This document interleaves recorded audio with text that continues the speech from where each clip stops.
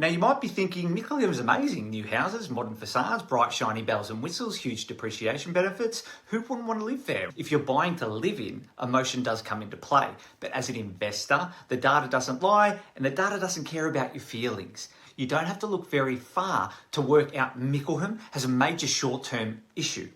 Now granted, it is a new and growing suburb, but supply is the enemy of capital growth. And Mickleham is scheduled to get a lot of supply over the coming years. It has already approved around 1,200 new dwellings over the last 12 months. What makes an area grow in value? An imbalance of supply and demand. Critical data factors are showing Mickleham is in for some pain in the short term, with supply and demand heavily imbalanced the wrong way.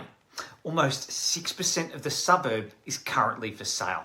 That's high. When there is an abundance of supply, prices do not grow. Let's say you do buy an investment in Mickleham.